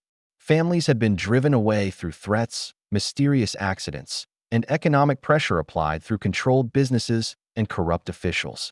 The Hayes Mining Consortium was systematically consolidating control over mineral-rich properties through methods that would have been familiar to anyone who studied the history of land theft and corporate violence in the American West. But it was the discovery of a detailed map marked with specific dates and locations that revealed the immediate danger Elena and Marcus faced. The map showed Thunder Ridge Ranch at the center of a series of planned incidents designed to escalate pressure until Marcus either fled or died. Elena's own arrival had been anticipated and incorporated into their timeline, with her death scheduled to occur within the next 2 weeks according to annotations written in Sheriff Hayes's distinctive handwriting. The method planned for Elena's elimination was described with clinical detachment in a memo that treated human life as merely another business expense to be managed efficiently. The Rodriguez woman will be eliminated during her next trip to Pine Haven for supplies, the memo stated. Arrange for bandits to attack the wagon on Prospector's Trail, ensuring that both she and any escort are killed. Make it appear that Mexican raiders from across the territorial border were responsible, providing justification for increased law enforcement presence in the area. The plan was sophisticated enough to deflect suspicion while providing Hayes with an excuse to station additional deputies around Thunder Ridge Ranch. Elena's discovery of these documents transformed her understanding of her employment from a desperate attempt to earn medical expenses for Samuel into something far more significant and dangerous. She wasn't just a housekeeper who happened to work for a man with enemies. She was a target in a war over resources valuable enough to justify multiple murders and systematic corruption of territorial government. The choice she faced was no longer between financial security and personal safety, but between fighting for justice and allowing evil to triumph through her cowardice or ignorance. The sound of Marcus's boots on the front porch interrupted her frantic reading, forcing Elena to quickly gather the scattered documents and restore them to their original positions before he discovered her accidentally acquired knowledge. But as she worked to conceal her discovery, Elena realized that hiding this information from Marcus would be both dangerous and morally wrong. He deserved to know that his enemies had escalated their timeline and were planning to eliminate both of them within days rather than weeks or months. Marcus entered the study as Elena finished straightening the last of the papers, his weathered face showing the strain of constant vigilance that marked his daily existence. "Good morning, Miss Rodriguez," he said with the formal courtesy that maintained appropriate boundaries while acknowledging their growing personal connection. "I trust you slept well despite the wind that rattled the shutters most of the night." Elena forced herself to respond normally despite the knowledge that was burning in her chest like swallowed fire. "Good morning, Mr. Thompson," Yes, thank you. I slept quite well, she managed, though her voice sounded strained even to her own ears. Marcus's military-trained instincts immediately detected something unusual in her demeanor, his gray eyes sharpening as he studied her face for signs of distress or deception. Elena realized that her discovery would be impossible to conceal from someone whose survival had depended on reading subtle cues in dangerous situations. Miss Rodriguez, has something happened that I should know about? Marcus asked quietly, moving closer with the careful attention of someone prepared for bad news. You seem distressed about something beyond ordinary household concerns. Elena looked into his steel gray eyes and made a decision that would determine the course of everything that followed. Mr. Thompson, I've discovered something that changes everything about my employment here, something that proves your warnings about external threats were far more serious than I understood, Elena said, her voice gaining strength as she committed herself to complete honesty. I know who your enemies are, what they want, and what they're planning to do to both of us in the very near future. Part 8. The scope expansion. Marcus's reaction to Elena's revelation was immediate and decisive, transforming from careful ranch owner to military commander in the space of a heartbeat. He moved to the study's window and adjusted the heavy curtains to prevent anyone from observing their conversation, then returned to secure the door and ensure their privacy was complete. His actions demonstrated the kind of tactical thinking that had kept him alive through years of warfare and months of systematic harassment by enemies who possessed both patience and resources. Show me exactly what you discovered, Marcus said, his voice carrying the crisp authority of someone accustomed to making life or death decisions based on incomplete information. Every document, every piece of correspondence, everything that revealed information about their organization and intentions. Elena led him to the scattered papers she had attempted to restore to their original positions, pointing out the specific letters and maps that had exposed the full scope of the conspiracy threatening Thunder Ridge Ranch. As Marcus examined the evidence Elena had uncovered, his expression grew increasingly grim, confirming her assessment that these documents revealed threats far beyond anything he had previously suspected.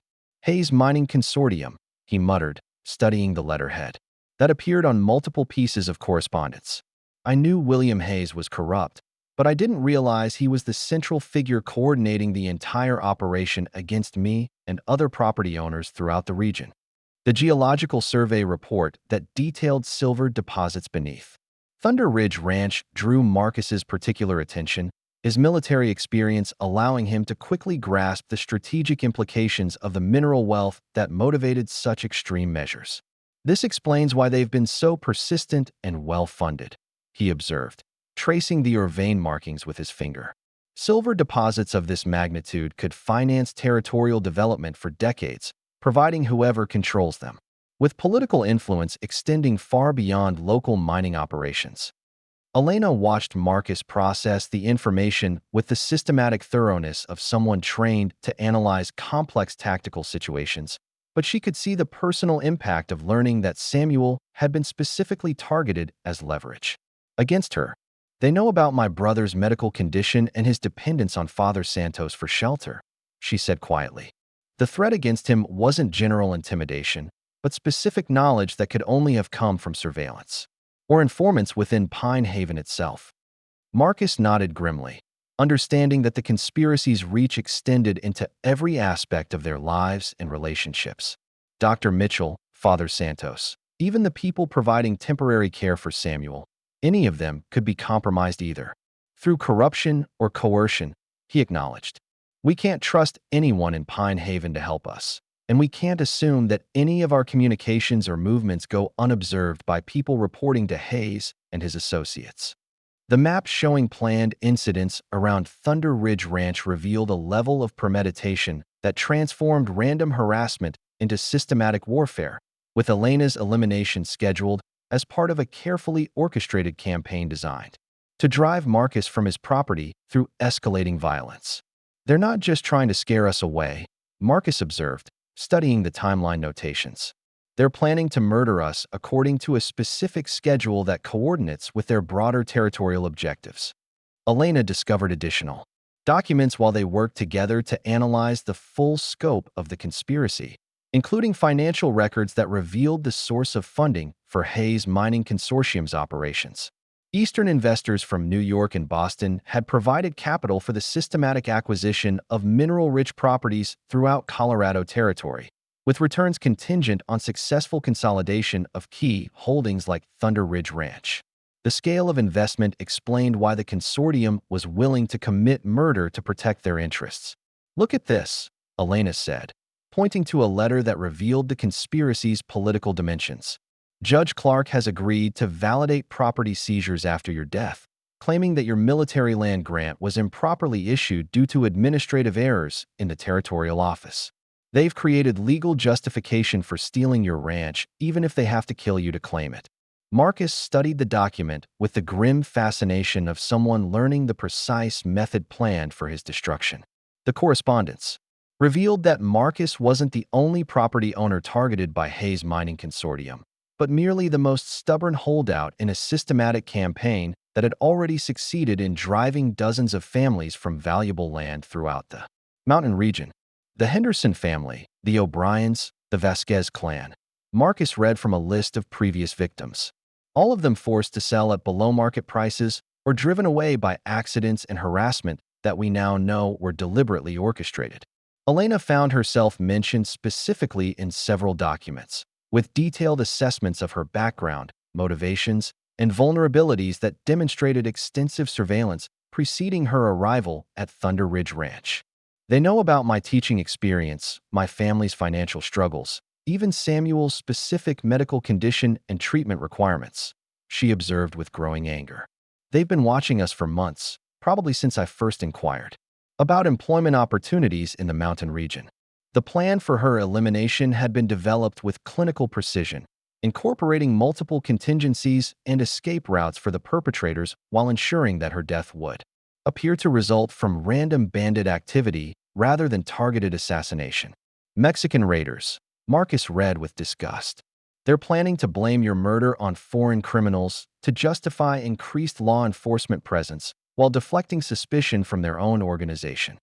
But it was the timeline that revealed the immediate urgency of their situation, with Elena's scheduled death only days away according to annotations that corresponded with her next planned trip to Pine Haven for supplies and mail delivery. "They're not planning to wait for natural opportunities," Marcus realized.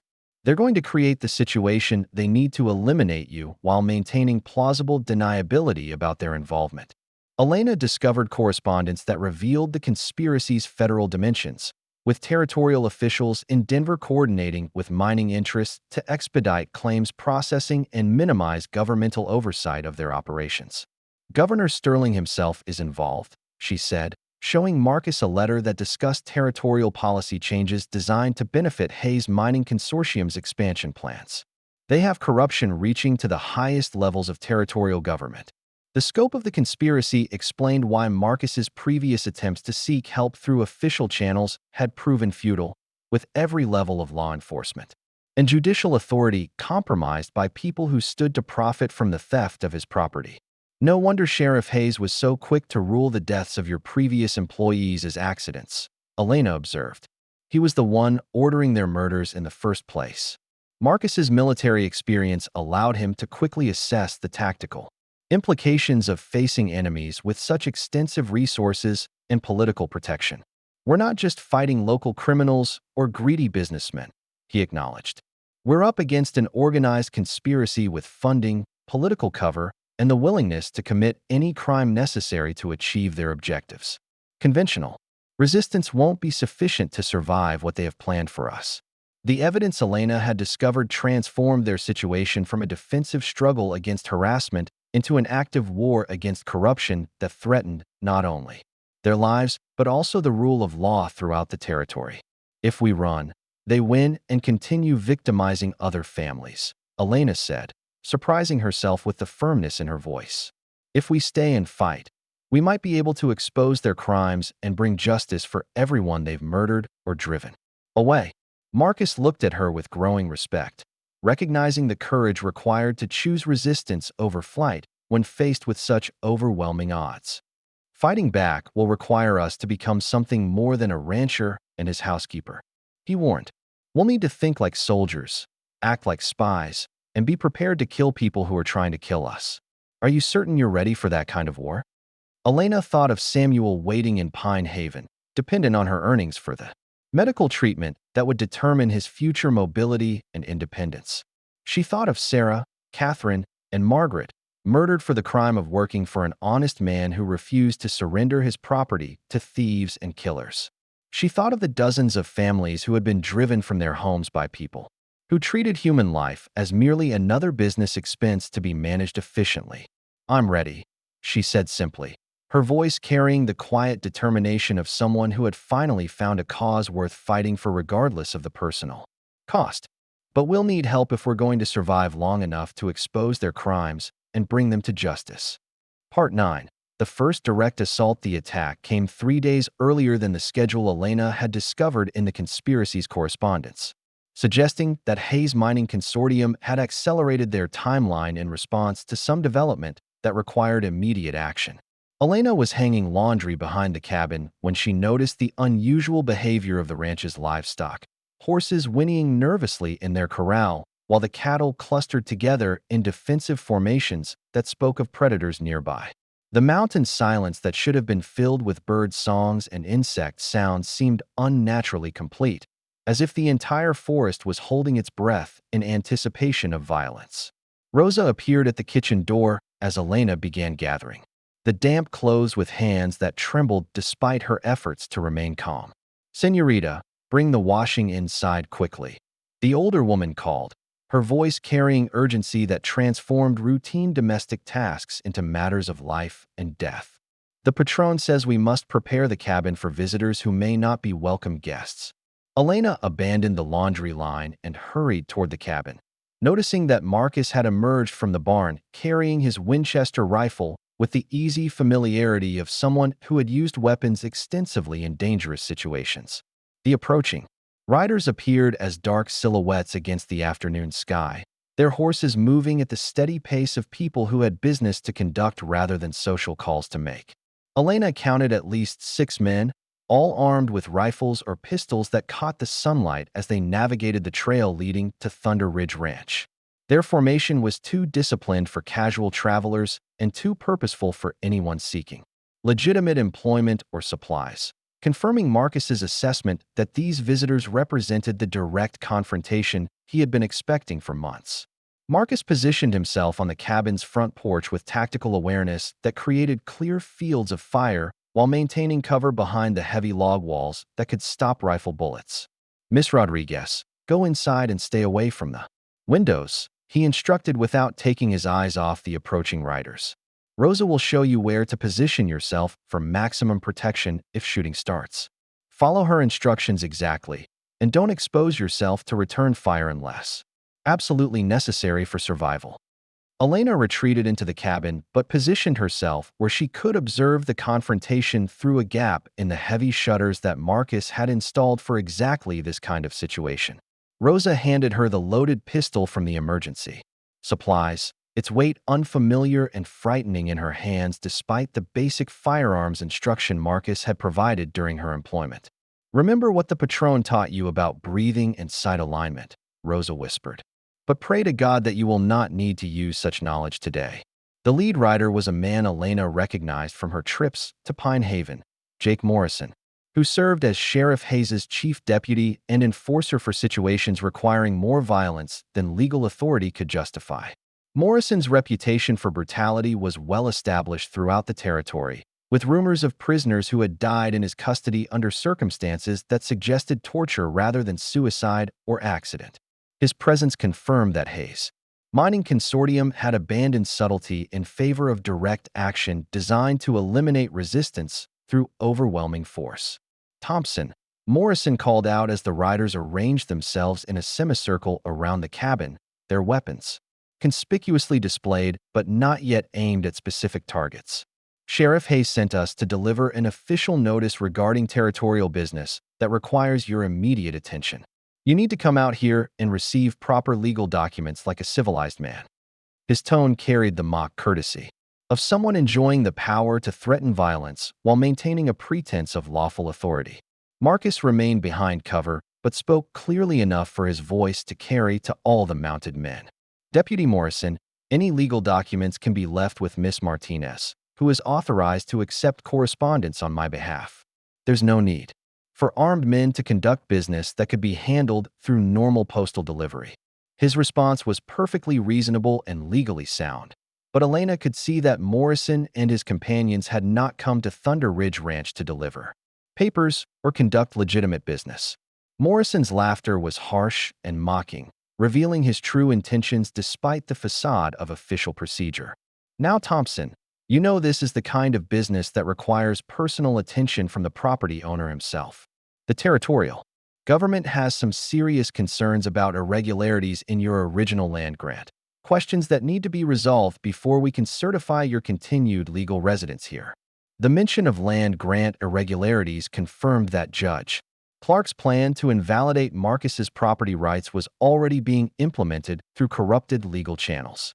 Any questions about my land grant can be addressed through proper territorial courts with appropriate legal representation, Marcus replied firmly. I'm not required to submit to interrogation by armed deputies who haven't presented proper warrants or followed established procedures for official business. His knowledge of legal requirements demonstrated the education and experience that made him a more formidable opponent than Hayes Mining Consortium had anticipated when they began their campaign of intimidation. Morrison's pretense of official courtesy evaporated as he revealed the true nature of his visit to Thunder Ridge Ranch. The time for legal niceties has passed, Thompson. You've ignored multiple opportunities to resolve this situation through negotiation, and now the territorial government requires immediate compliance with directives that aren't subject to appeal or delay. He gestured to his companions, who began spreading out to surround the cabin with movements that spoke of military training and combat experience. Elena watched through the shuttered window as the situation escalated from tense confrontation to immediate danger, realizing that Morrison's men were positioning themselves to prevent escape while preparing for an assault that would eliminate everyone present at Thunder Ridge Ranch. Rosa, she whispered urgently, they're not here to arrest Mr. Thompson or serve legal papers.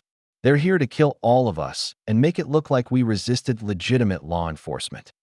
Rosa crossed herself quickly while checking the loading of her own weapon, an old but well-maintained shotgun that she handled with the competence of someone who had used firearms for protection during previous emergencies. I know, child, she replied quietly. But the patron is not helpless, and neither are we. These men think they face a lone rancher and two frightened women, but they will discover that some people fight back when cornered by evil.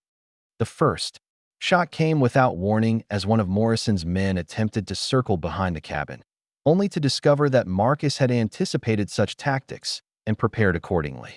The deputy's scream of pain echoed off the surrounding mountains as Marcus's rifle spoke from a concealed position that provided both cover and clear sight lines to multiple approach routes.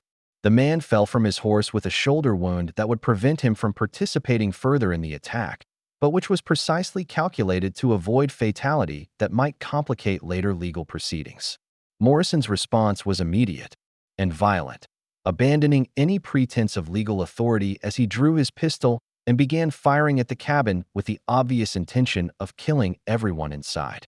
Burn them out, he shouted to his remaining men, revealing that their plan had always included destroying evidence through fire that would eliminate witnesses and physical proof of their crimes.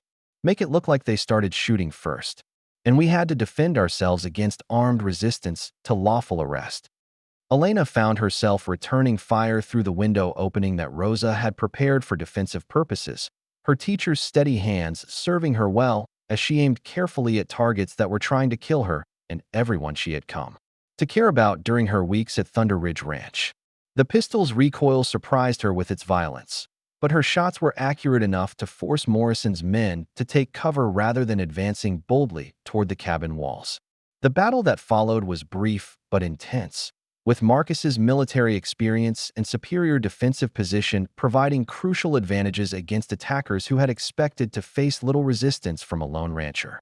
His rifle work was devastatingly effective, wounding or killing horses to dismount riders while conserving ammunition for the most dangerous targets.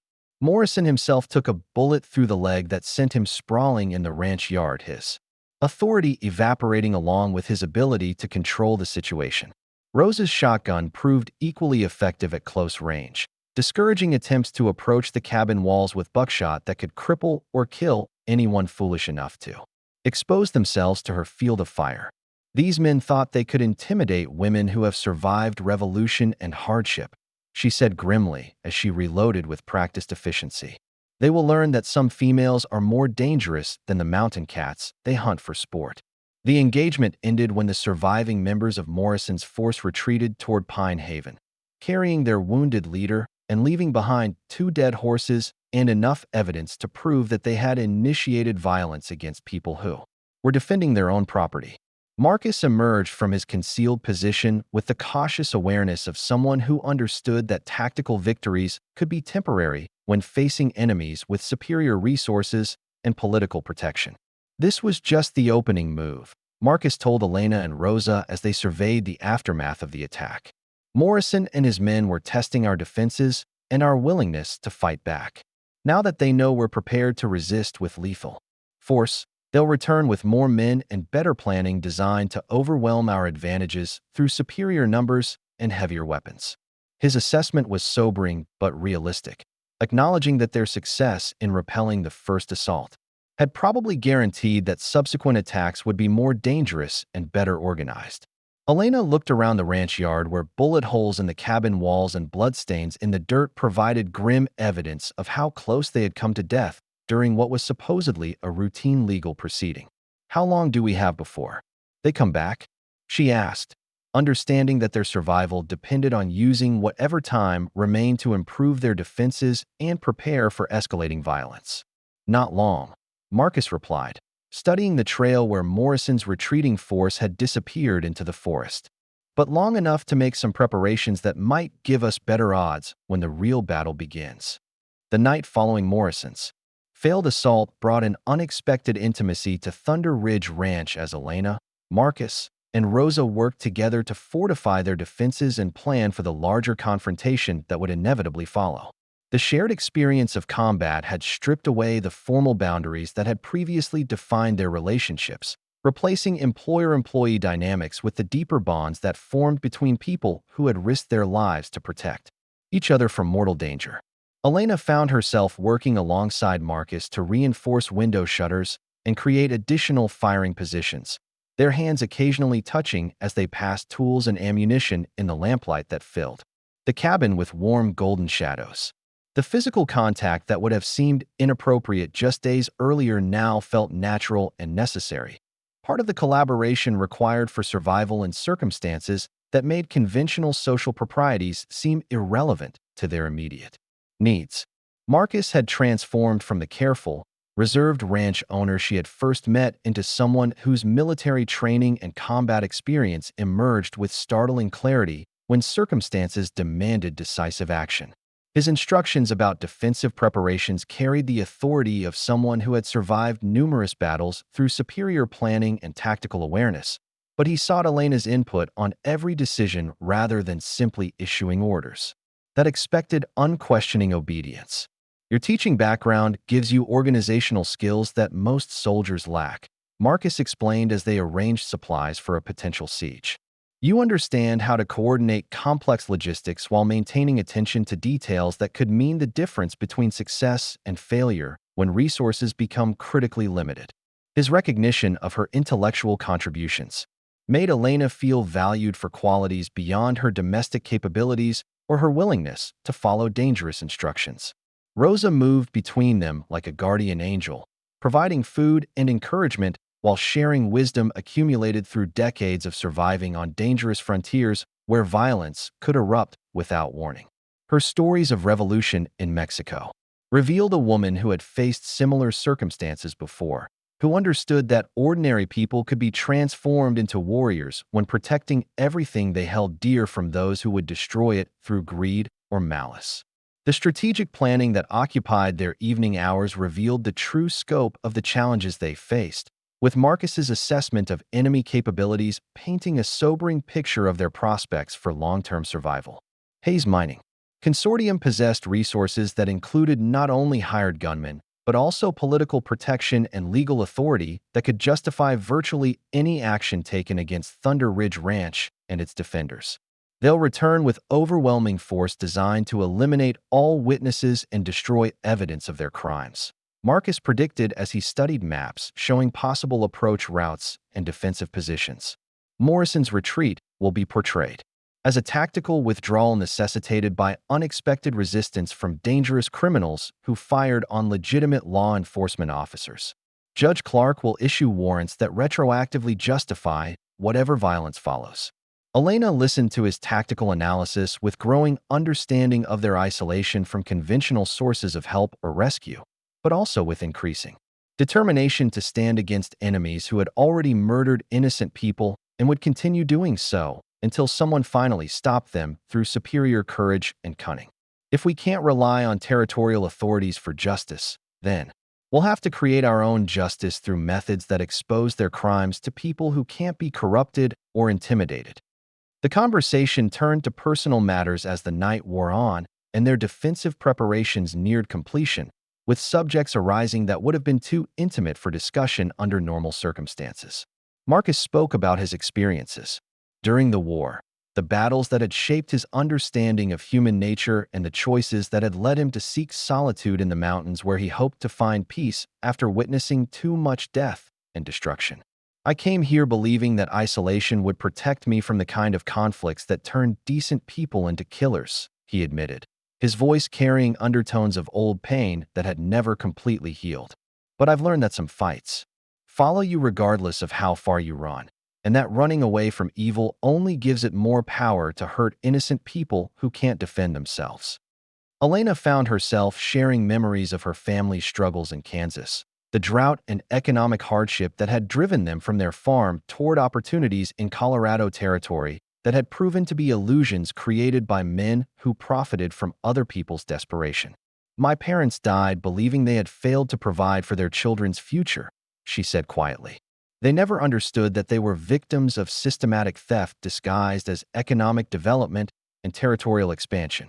The personal revelations that emerged during their long night of preparation created emotional connections that went far beyond the practical partnership required for mutual defense against common enemies. Elena discovered that Marcus possessed depths of sensitivity and intelligence that his gruff exterior had concealed, while he recognized in her a strength and determination that reminded him of the best people he had known during his military service. Elena, Marcus said as dawn approached, and their immediate preparations were complete, using her given name for the first time since their employment relationship had begun. I need you to understand something about what we're facing in the days ahead. The odds against our survival are significant, and if circumstances require someone to escape while others hold defensive positions, I want you to promise me that you'll prioritize saving yourself and your brother over any misplaced loyalty to this ranch or to me personally. Elena moved closer to him in the lamplight, her dark eyes reflecting determination that matched his own stubborn refusal to surrender what was rightfully his. Marcus, I appreciate your concern for my welfare, but I didn't stay here just to earn money for Samuel's medical treatment. I stayed because I found something worth fighting for, something that makes me proud of who I'm becoming instead of ashamed of the compromises I've made to survive desperate circumstances. The kiss that followed was inevitable, born of weeks of growing attraction intensified by shared danger and the knowledge that they might not survive to explore their feelings under more favorable conditions. Elena had never been kissed by a man who treated her as an equal partner rather than a subordinate to be protected or controlled, and the experience was revelatory in ways that went beyond mere physical pleasure. When they separated, Marcus rested, his forehead against hers with the gentle intimacy of someone who had found unexpected love in circumstances that seemed designed to prevent such connections.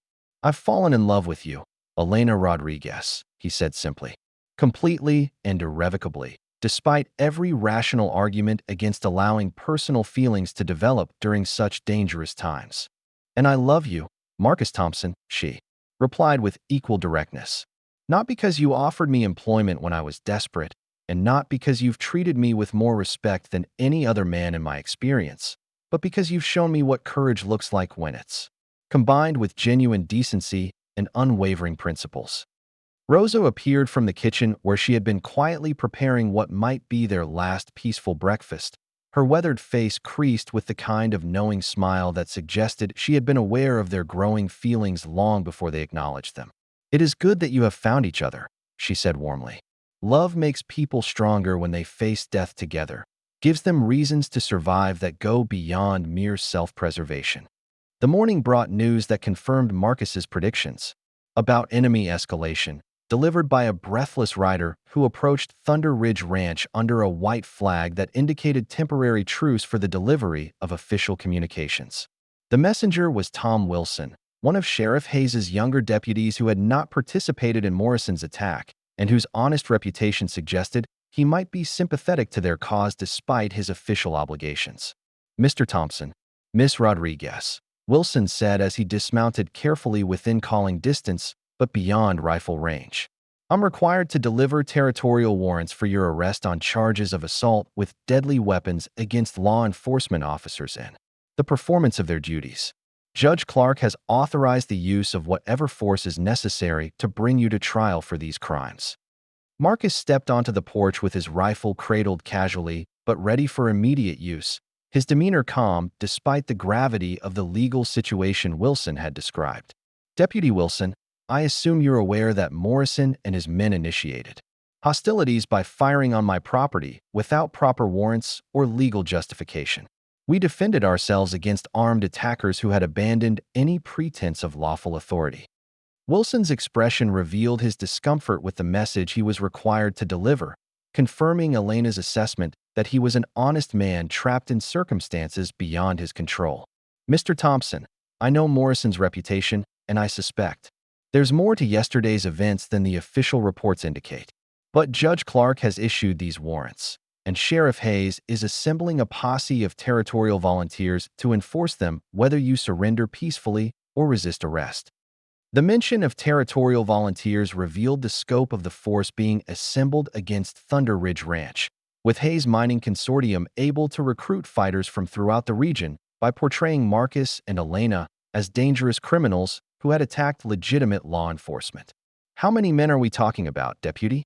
Marcus asked, though his tone suggested he had already guessed the answer.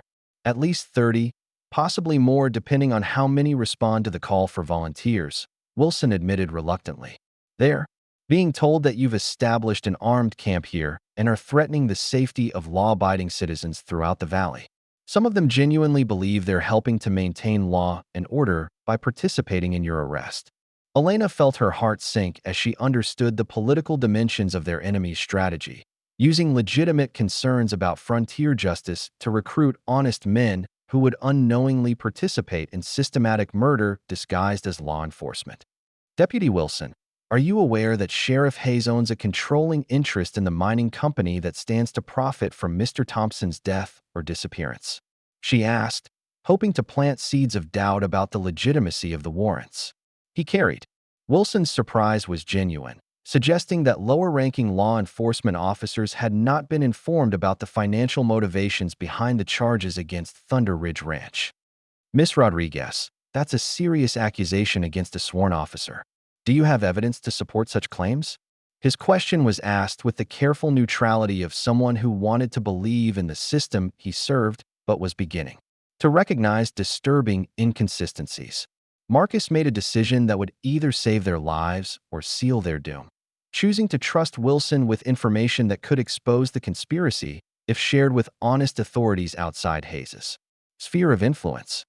"Deputy, I have documented evidence that Sheriff Hayes has been systematically murdering property owners throughout this region to steal their land for mining development. The women who died here weren't victims of accidents, but assassination. Targets eliminated to pressure me into abandoning my legal claims." The revelation transformed Wilson's expression from official duty to personal horror as he began to understand the true nature of the situation he had been ordered to resolve through conventional law enforcement methods. "Mr. Thompson, if what you're saying is true, then I've been an unwitting participant in crimes that violate everything I swore to uphold when I accepted my badge." His anguish was painful to witness, confirming Elena's assessment that he was fundamentally decent despite his association with corrupt superiors. Elena stepped forward with the documents she had discovered, spreading them where Wilson could examine their contents while remaining beyond the reach of potential ambush. These letters detail the entire conspiracy, including plans for our specific murders and the legal mechanisms Judge Clark intends to use to steal this property after we're dead. Every document bears Sheriff Hayes's signature or handwriting, proving his central role in organizing these crimes. Wilson studied the evidence with growing anger and disgust, his honest lawman's instincts recognizing authentic proof when he encountered it despite his shock at learning the extent of corruption within his own organization. "This is monstrous," he said finally. "These aren't the actions of law enforcement officers, but of organized criminals using their badges to commit robbery and murder on a massive scale." Marcus recognized the opportunity that Wilson's conversion represented, the possibility of finding allies within the territorial government who could expose Hayes Mining Consortium's crimes to authorities with the power and integrity necessary to bring justice. "Deputy, are there other honest officers in the territorial system who would act on this evidence if it reached them through reliable channels?" he asked, though he suspected that corruption extended far beyond the local level. "Federal marshals," Wilson replied immediately. "Territorial corruption can't reach that high, and they have jurisdiction over crimes that cross county boundaries or involve interstate commerce. If we could get this evidence to Denver, to Marshal James Crawford's office, he would investigate, regardless of local political pressure." His suggestion provided the first hope they had encountered for official assistance that couldn't be bought or intimidated by mining consortium influence. Elena felt a surge of optimism as she realized that their desperate situation might contain opportunities for justice that extended beyond mere survival. But she also understood that reaching federal authorities would require someone to leave Thunder Ridge Ranch with evidence, while others remained to face the approaching posse. "How long do we have before the volunteers arrive?" she asked, beginning to formulate plans that could save both their lives and expose the conspiracy that had claimed so many victims. 2 days, maybe 3 if weather slows their organization," Wilson estimated. "But Miss Rodriguez, you should understand that some of those volunteers are good men who believe they're upholding law and order.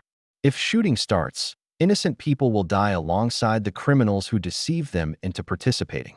His warning added moral complexity to their tactical planning, requiring them to distinguish between enemies who deserved death and victims who had been manipulated into serving evil purposes.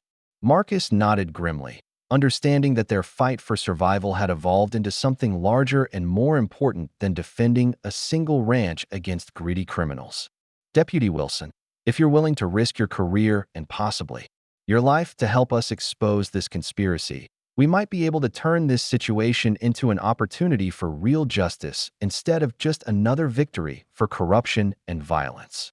The alliance that formed between Thunder Ridge Ranch and the one honest deputy in Sheriff Hayes's organization would prove crucial in the battles ahead, providing them with inside information and official legitimacy that transformed their desperate resistance into something approaching a legitimate law enforcement operation. But first they would have to survive the assault that was already being organized against them, an attack that would test every aspect of their courage, intelligence, and determination to create justice where none had existed before. Up next, you've got 2 more standout stories right on your screen. If this one hit the mark, you won't want to pass these up. Just click and check them out.